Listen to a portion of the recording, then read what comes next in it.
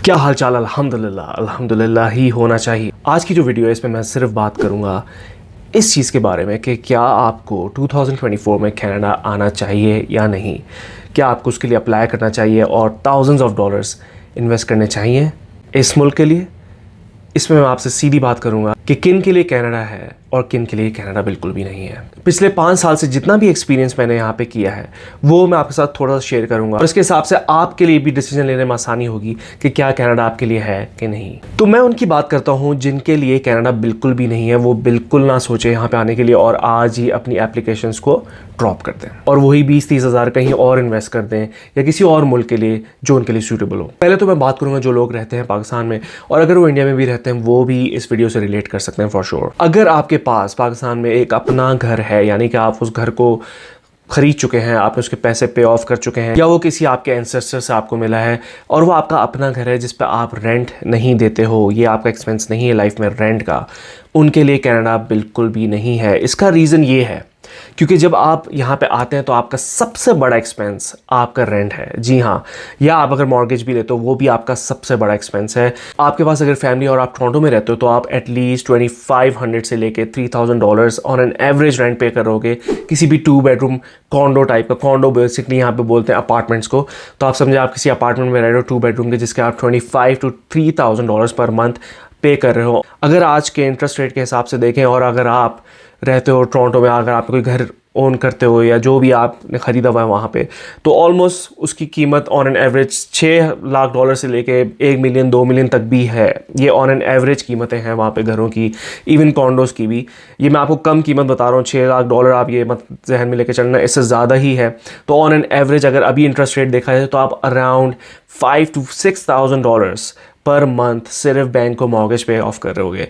तो इसलिए उनके लिए तो बिल्कुल भी नहीं है जिनका अपना घर है पाकिस्तान में, जो अपने घर में रहते हैं और उनके पास प्रॉपर एक उनका सेटअप है पुराना, उनके लिए कनाडा नहीं है। या तो वो घर बेच के आप आएँ और यहाँ इन्वेस्ट कर दें तो इट मेक सेंस, अदरवाइज़ उसका कोई फ़ायदा नहीं, क्योंकि यहाँ पे आप बहुत ज़्यादा अपना सैलरी का जो पोर्शन है या जो भी आप बिज़नेस करते हो उसकी इनकम आप मॉर्गेज पे पे करोगे या आप रेंट को पे करोगे। अगर मैं कैलगरी की बात करूँ ऑन एन एवरेज तो आपको $300,000 to $500,000 का यहाँ पे on an average town house मिल सकता है। और उसका फ़ायदा ये है कि फिर आपकी जो मॉर्गेज पेमेंट है वो ऑलमोस्ट ऑब्वियसली कम ही होगी एज़ कम्पेयर टू टोरंटो। तो अगर आप किसी सही शहर को चूज़ करते हैं कनाडा में आने के लिए तो फिर भी आपके लिए एक बेहतर ऑप्शन है, otherwise there is no point, क्योंकि आप अपनी सारी सैलरी तकरीबन बैंक को या तो अपने लैंडलॉर्ड को दे रहे होगे। दूसरे वो लोग आ जाते हैं जिनके लिए कनाडा बिल्कुल भी नहीं है, जो हार्ड वर्क नहीं कर सकते, यानी कि जो लोग लेबर टाइप का काम नहीं कर सकते, या शुरू में अगर फ़र्ज़ करें किसी को जॉब मिल रही है टिम हॉर्टन्स में या किसी को कोई लेबर का काम मिल रहा है और वो नहीं करना चाह रहा, उसके पास पैसे नहीं है पर वो नहीं कर सकता क्योंकि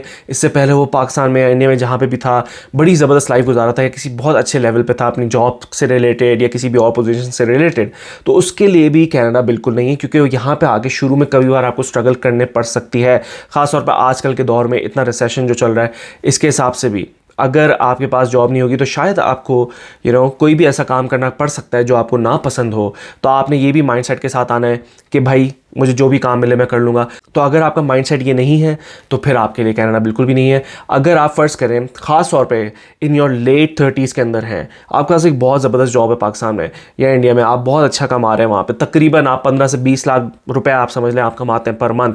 अगर आप पाकिस्तान की बात करें, आप इंडिया की बात करें, चले आप 10 लाख रुपये भी पर मंथ कमा रहे हैं, उससे चलो 6 लाख रुपये भी पर मंथ कमा रहे हैं, तो फिर भी आपके लिए कनाडा नहीं, क्योंकि जिस एज में आप आएंगे इसमें आपको बहुत सेक्रीफाइस करना पड़ सकता है। आपको बहुत नीचे लेवल की जॉब शुरू में मिलेगी फॉर श्योर, क्योंकि होता है कि यहाँ पे आपका एक्सपीरियंस ज़रूरी है, आपके पास इधर का एक्सपीरियंस होना ज़रूरी है और नेटवर्किंग बहुत ज़रूरी है। अगर आपकी नेटवर्किंग बहुत अच्छी है तो फिर तो आपके लिए कनाडा ज़बरदस्त है, पर अगर आप उसी एज ब्रैकेट के अंदर हैं तो फिर आपके लिए यहाँ पे सर्वाइवल बहुत मुश्किल होगा। शुरू में आपको बहुत लो फील होगा, आप कहोगे यार ये क्या मैं कर रहा हूँ, मैं इससे अच्छा वापस ही चला जाऊँ, या आप स्ट्रगल करते रहोगे और आप इसी सेंस में कोई अपनी नेटवर्किंग नहीं कर पाओगे, तो फिर आपके लिए भी कनाडा बिल्कुल नहीं है। फिर आ जाते हैं वो लोग जो कि भाई अपने दोस्त नहीं भूल सकते, या उनके साथ वो जो गैदरिंग्स या वो जो रातें वो लगाते थे या जो खापों पे जाते थे या जो वो चाय पीते थे बैठ के, चाय पराठा मंगवा रहे होते थे, उनके लिए भी कनाडा नहीं है, जो वो चीज़ भूल नहीं सकते या जो उस चीज़ को सेक्रीफाइस नहीं कर सकते। I completely understand, I miss my friends a lot, I am telling you guys. तो आपके लिए भी कनाडा बिल्कुल नहीं है, जो कि उस लाइफस्टाइल से नहीं निकल सकते, या वो जो 4-5 दोस्तों की गैदरिंग होती थी उससे वो बाहर नहीं आ सकते, या उनको वो चीज़ याद आती है, उनका वो एक टाइम था जिसको आप कह लो कि उनका पर्सनल टाइम था।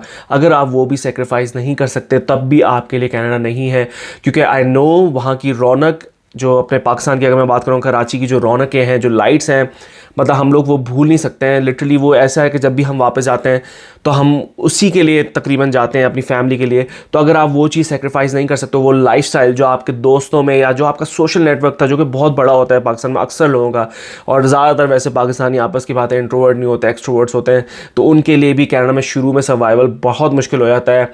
अगर आप यहाँ पे फैमिली के साथ आ, तो आपकी शादी हुई हुई है, आपके पास बीवी बच्चे हैं, तो ठीक है, आपका स्पेंड टाइम हो सकता है, आप उसी तरह के कपल फ्रेंड्स बनाओगे। पर अगर आपके पास ये सब नहीं है, अगर आप सिंगल हो और आप दोस्तों से नहीं मिल पा रहे हो, या आप इतनी नेटवर्किंग नहीं कर पा रहे हो, और आप हर वक्त बिजी हो काम में, क्योंकि यहाँ पे स्ट्रगल है, शुरू में आपको हर वक्त जॉब करनी पड़ेगी, काम करना पड़ेगा, क्योंकि आपका घर का रेंट जो है वो आपने भरना है, आपका जो मॉर्गेज है वो भी आपने भरना है, आपके अब्बू नहीं है पीछे के भाई जिन्होंने हेल्प कर देनी है। तो इसलिए यहाँ पे उनके लिए भी कनाडा बिल्कुल नहीं है। जो लोग अपने दोस्तों को नहीं भूल सकते, आपको थोड़ा सा उनको भूलना पड़ेगा, या तो आप इतने लकी हो कि वो भी सारे इधर ही आ जाएं, फिर आप इसी को अपना पाकिस्तान या इंडिया बना लो तो बेस्ट है, अदरवाइज उनके लिए भी कनाडा नहीं है। फिर मैं बात करूंगा तीसरे नंबर पे उन लोगों की जिनको ठंड बर्दाश्त नहीं है।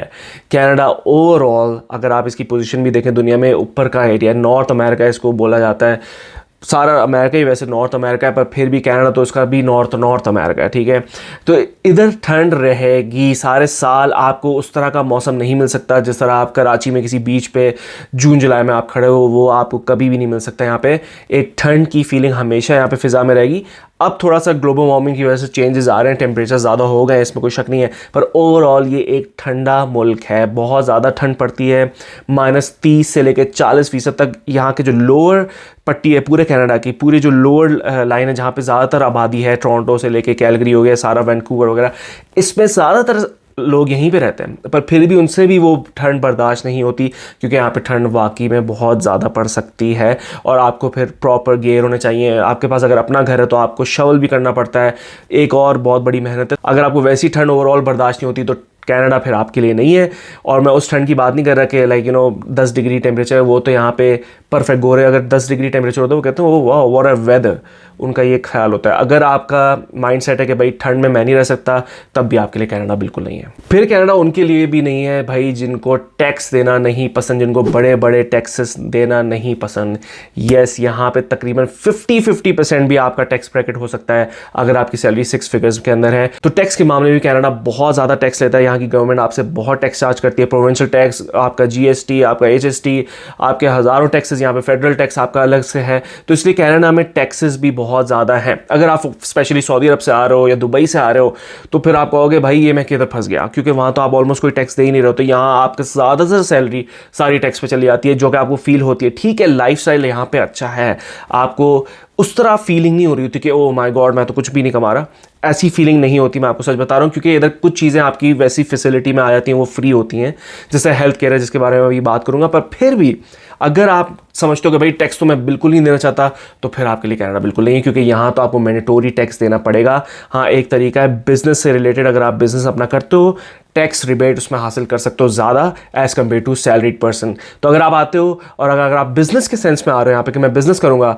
तो फिर आपके लिए कनाडा हो भी सकता है। अदरवाइज अगर आप टैक्स नहीं ज़्यादा भरना चाहते हो तो आपके लिए कनाडा बिल्कुल भी नहीं है। एक और रीज़न ये है कि अगर आपके पास कोई स्किल नहीं है तो फिर कनाडा आपके लिए नहीं है। स्किल से रिलेटेड कोई भी स्किल हो सकता है, इवन वो IT स्किल हो, इवन वो कोई टेक्नोलॉजी का स्किल हो, इवन वो कोई मजदूरी का स्किल हो, इवन वो कोई प्लम्बिंग हो, इलेक्ट्रिशियन हो, गाड़ी का काम जानते हो, टायर चेंज करना जानते हो, स्किल आपके पास होना चाहिए। मैं तो ये भी प्रेफर करूँगा जो भी यहाँ पे आ रहा है इन 2024 वो स्किल लेकर आए अपने साथ, कुछ ना कुछ लर्न कर ले, कुछ ना कुछ एजुकेशन आप हासिल कर लो, कोई स्किल में हासिल कर लो, उसमें ज़्यादा आपको पैसे मिल सकते हैं।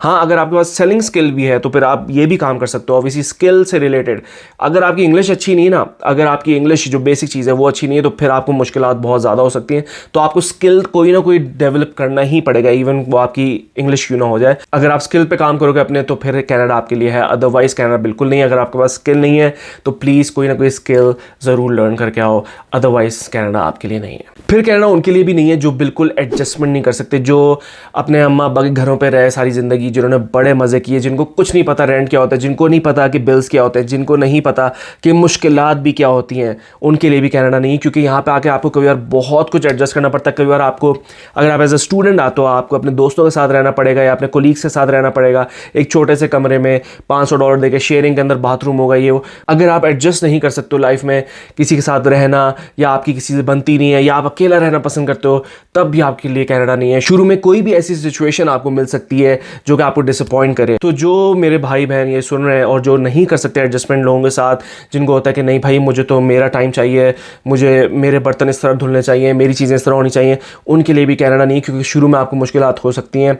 अगेन, अगर आप बहुत ज़्यादा पैसा लेकर आ रहे हो, कुछ भी खरीदो, कुछ भी करो, आप अपना घर लो, ये फिर आपकी मर्ज़ी है, फिर तो आपके लिए हर चीज़ ही है। पर अगर आप ये सब नहीं कर सकते हो तो फिर कनाडा आपके लिए नहीं है, क्योंकि आपको यहाँ पे आके बहुत कुछ एडजस्टमेंट करने पड़ेगी अपनी लाइफ के साथ। एक और रीज़न कि भाई अगर आपका बिजनेस है पाकिस्तान, इंडिया में कहीं भी आपका बिजनेस है बहुत बड़ा या अच्छा बिजनेस है जो चलता है, और आप समझ रहे हो कि मैं कनाडा में आके बिजनेस करूँगा, तो ये भी आपके लिए इतना अच्छा, मेरे हिसाब से इतनी अच्छी अपॉर्चुनिटी नहीं हो सकती। क्योंकि अगर आपका बिजनेस ऑलरेडी रनिंग है, यहाँ पे आके इनके बड़े बड़े प्लेटफॉर्म से जीतना, उनके साथ कॉम्पीट करना, वॉलमार्ट हो गया, इवन कॉस्को, ये इतने बड़े बड़े जो यहाँ पे जाइंट्स बैठे हुए हैं, इनकी मोनोपोली है, इनके साथ बीट करना बहुत मुश्किल है। तो अगर आपका पाकिस्तान में बिजनेस चल रहा है, आप अच्छा कमा लेते हो, आपकी एक अच्छी इनकम है, तो फिर आपके लिए कनाडा नहीं है।